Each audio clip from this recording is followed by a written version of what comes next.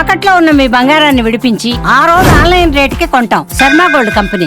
నమస్కారం, welcome to Suman TV. నేను గీతాంజలి.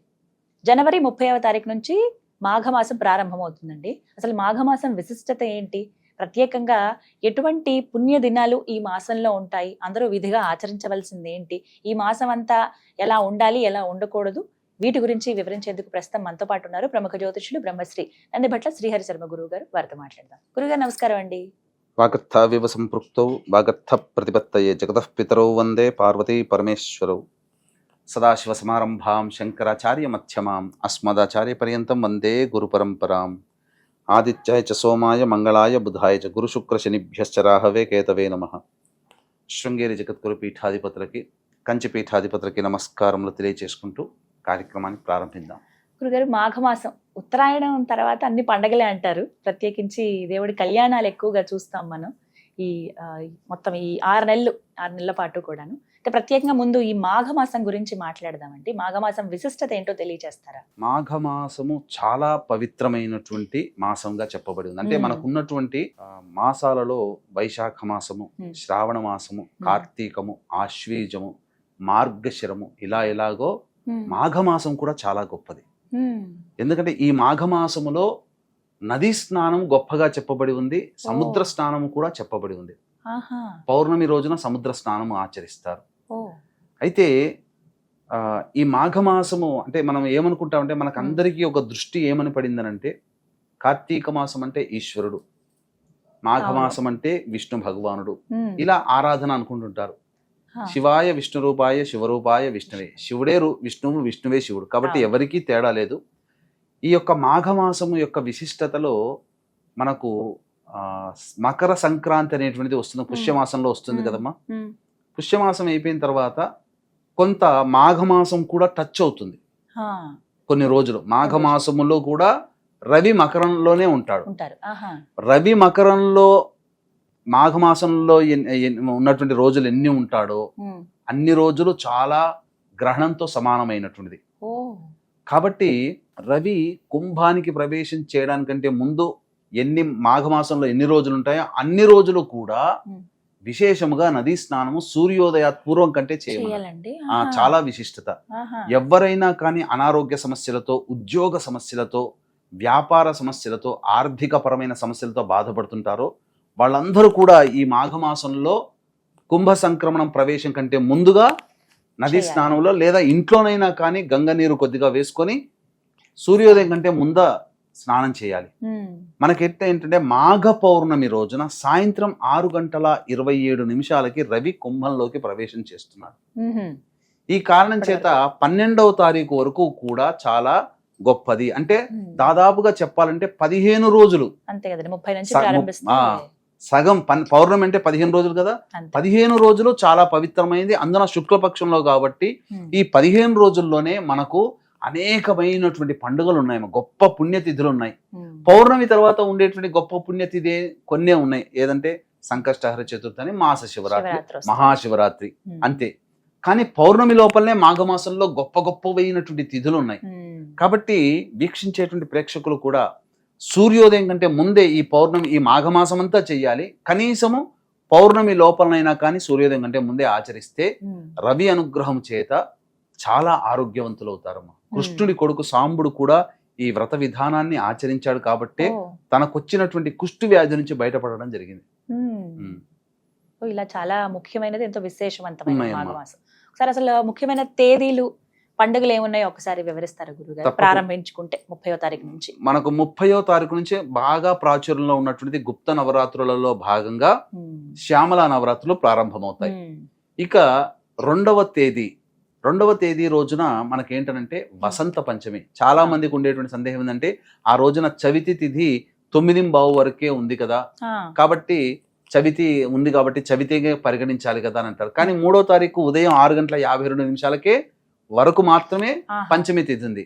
కానీ 3వ తారీఖు 6:51 సూర్యోదయం అయిన 1 నిమిషమే. కాబట్టి దేవకాలమాన ప్రకారం అది సరిగ్గా ఉండదు. కాబట్టి 2వ తారీఖు రోజునే మనం ఈ సంబంధించినటువంటి వసంత పంచమి చేసుకోవాలి. ఇక 4వ తారీఖు రోజున రథసప్తమి అనేటువంటిది వ్రతం ఉంది. సూర్యుని జయంతి, సూర్యుడు కూడా పుట్టాడు. అసలు ఇక్కడ ఒక విషయం తెలియచేస్తానమ్మా. ఉమ్, మనకు శాస్త్ర ప్రకారము చెప్పబడినటువంటిది ఏంటనంటే సూర్యుడు మేరు పర్వతం దగ్గర పుట్టాడు అని చెప్పేసి కశ్యప ప్రజాపతికి అదితికి సంబంధించినటువంటి సంతానం సూర్యుని యొక్క ఇది. ఈ కశ్యప ప్రజాపతి అదితి ఎక్కడ కన్నారు మనకున్నటువంటి భూగోళిక ప్రాంతంలో చూస్తే ఉమ్, సుమేరు పర్వతాలు అని ఉన్నాయి కదా, సుమిత్ర పర్వతాలు ఉమ్, ఎక్కడ జపాన్లో. ఆ, ఆ జపాన్లోనే సూర్యుని యొక్క జన్మ జరిగింది. ఓ, అందుకనే ప్రపంచం మొత్తంలో కూడా ఉమ్, జపాన్లోనే తొలి సూర్యోదయం అక్కడ అవుతుంది. ఆహా, సుమేరు పర్వతాలు అవి ఉమ్హు, మనకు అక్కడ చెప్పబడి ఉంది. ఉమ్, జపాన్ కూడా ఒకప్పుడు హైందవ దేశమే. ఉమ్, ఆ, అందుకనే మీరు గమనించుకుంటే రవి అనుగ్రహం ఎవరైతే ఎక్కువగా ఉంటుందో ఉమ్, వాళ్ళన్నీ కూడా పనులు బాగా చేసుకుంటారమ్మా. వాళ్ళంతట వాళ్ళు చకచక చేస్తారు, కింద పడ్డా తొందరగా పైకి లేకగలుగుతారు.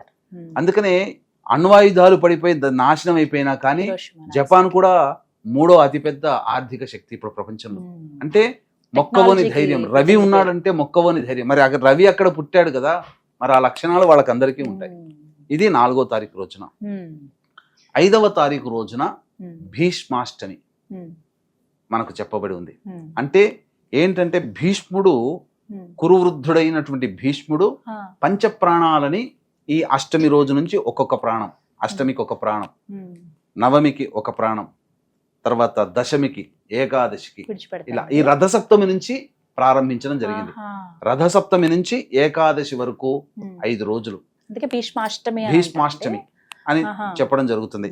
ఈ విధంగా ఈ ఏకాదశి రోజున నిర్యాణం చెందాడు ఉమ్, భీష్మ ఏకాదశి. ఉమ్, అందుకనే ఆ విధంగా చెప్పబడి ఉంది. ఉమ్, ఇంకా మరి మనం చూసుకున్నట్లయితే 8వ తారీఖు రోజున భీష్మ ఏకాదశి.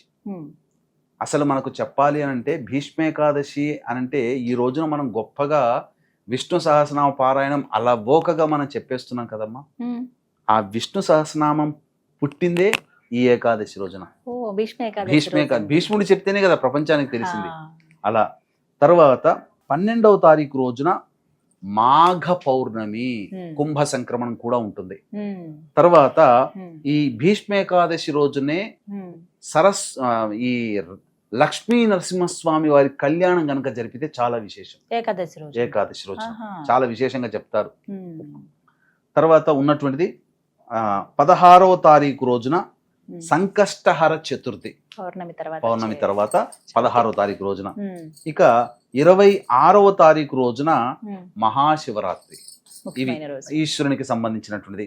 సంకష్టహర చతుర్థి గణేశునికి సంబంధించినటువంటిది. ఉమ్, కాబట్టి విశేషమైనటువంటి పర్వదినాలమ్మ.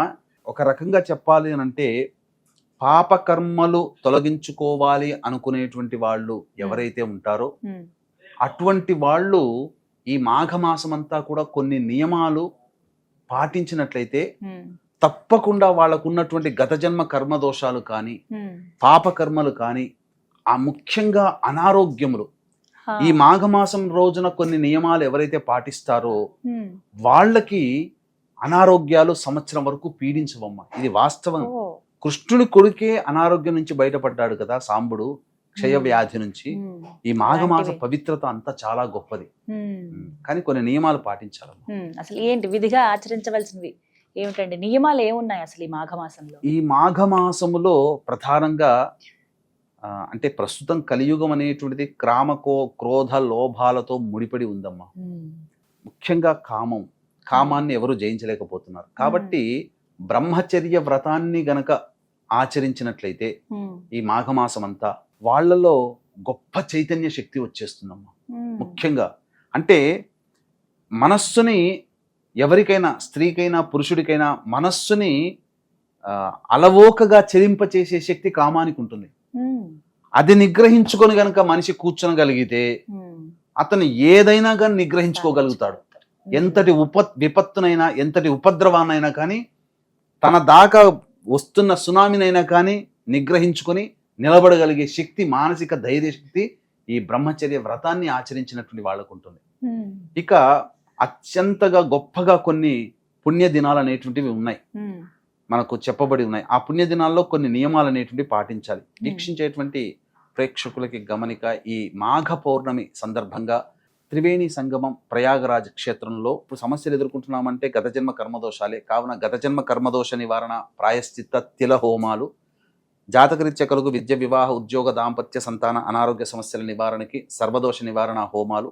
ఈ సంవత్సరం శని ప్రభావం 12 రాశుల మీద కూడా ఉంటుంది కాబట్టి మొత్తం 12 రాశుల వారికి సంబంధించి శని దోష నివారణ హోమాలలో భాగంగా, అనగా పర్ హెడ్ 2100 రూపాయలకి సర్వ దోష నివారణ, ప్రాయశ్చిత్త, తిల హోమాల్లో భాగంగా చేయించడం జరుగుతుంది. అలా వీటికి సంబంధించినటువంటి గోత్రనామాలు నమోదు చేసుకోవడం కోసం కార్యక్రమ తదనంతరం కాంటాక్ట్ చేసి తెలుసుకోవచ్చు. అలాగే మరుసటి రోజు మఖా నక్షత్రం ఉన్నది. ఈ మనకు పుష్కరాలు ఎలాగో కుంభమేళాలో కూడా పిండ ప్రదానం జరిపితే అంత మంచిది. కావున భర్త వైపు 3 తరాలు, భార్య వైపు 3 తరాల్లో మరణించిన వారి యొక్క ఆత్మతృప్తి కోసం బ్రాహ్మణుని కర్తగా పెట్టి పిండ ప్రదాన తర్పణాది కార్యక్రమాలు విశేషంగా మాఘమాసంలోనే చెయ్యాలి త్రివేణి సంగమం దగ్గర. కాబట్టి అది కూడా చేయించడం జరుగుతుంది. వీటి వివరాలు కూడా కార్యక్రమ తదనంతరం తెలుసుకోవచ్చు. ఇక గమనించుకున్నట్లయితే మనకు 2వ తారీఖు రోజున వసంత పంచమి. ప్రయాగలో చాలా గొప్పగా స్నానం ఆచరిస్తారు. మనము అమ్మవారిని మనం తక్కువగా పూజిస్తాము, కానీ వాళ్ళు గొప్పగా వసంత పంచమిని వసంతోత్సవంగా జరుపుకుంటారు ఆ రోజున. అలాగే రథసప్తమి, 5వ తారీఖు భీష్మ ఏకాదశి, అలాగే ఇంతకుముందు చెప్పుకున్నట్టుగా భీష్మాష్టమి 5వ తారీఖు, భీష్మ ఏకాదశి, ఇలాంటి తిథులు 8వ తారీఖు రోజున, ఇలాంటి ఉన్నటువంటి రోజుల్లో ఖచ్చితంగా బ్రహ్మచర్య వ్రతాన్ని ఆచరించాలమ్మ.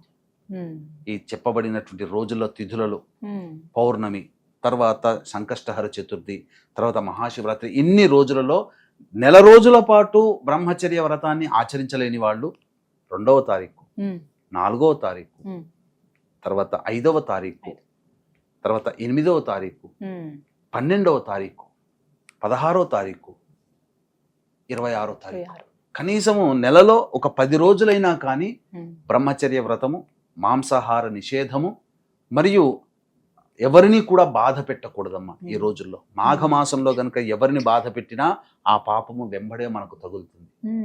కాబట్టి ఆ విధంగా చేయాలి. ఉంటే నెల రోజులు బ్రహ్మచర్య వ్రతాన్ని ఆచరిస్తూ ఏదేని ఒక దేవతని గనక నిరంతరం గనక ఉన్నట్లయితే ఖచ్చితంగా సమస్య నివారణ తీరుతుంది. నన్ను అడగండి. నెల రోజుల పాటు విష్ణు సహస్రనామ పారాయణని ఉదయం సాయంత్రం పఠించండి. మీ సంకల్పం శివరాత్రి లోగా నెరవేరకపోతే నన్ను అడగండి. లేదు శివ సహస్రనామ పారాయణం చేయండి, లేదు ఏదైనా అమ్మవారి లలితా సహస్రనామ పారాయణం చేయండి. ఎవరి ఇష్టదైవం ఉంటుందో ఆ ఇష్టదైవం అంతా కూడా ఉదయము సాయంకాల సమయంలో చేయండి. ఏదేని ఒక నదీ స్నానంలో ఆచరించండి. దగ్గరలో ఉన్నటువంటి ఈ పవిత్రమైనటువంటి 2వ రోజు, 2వ తారీఖు, 4వ తారీఖు, 5వ తారీఖు, 8వ తారీఖు, 12వ తారీఖు, ఇటువంటి రోజుల్లో ఆచరించండి. మహాశివరాత్రి రోజున ఆచరించండి. ఖచ్చితంగా వాళ్ళకున్నటువంటి దైవిక శక్తి చాలా గొప్పదమ్మా. ఈ నియమాలు ఈ నెలలో పాటించినటువంటి వాళ్ళకి వాళ్ళలో చైతన్య శక్తి చాలా గొప్పగా ఉంటుంది. ఉద్యోగం కోసం మేము బాధపడుతున్నాం, ఉద్యోగంలో ఇబ్బందులు ఎదుర్కొంటున్నాం, ఉద్యోగం రాక ఇబ్బంది పడుతున్నటువంటి వాళ్ళకి ఈ చెప్పిన నెల రోజుల పాటు చేయండి. ఖచ్చితంగా ఉద్యోగం వచ్చి తీరుతుంది. వాస్తవం. ఈ విధంగా మాఘమాసం అంతా కూడా చాలా అన్ని పుణ్యమైన రోజులు కాబట్టి చాలా చక్కగా వివరించారు గురుగారు. ధన్యవాదాలు. సర్వం శ్రీ ఉమామహేశ్వర పరబ్రహ్మార్పణమస్తు.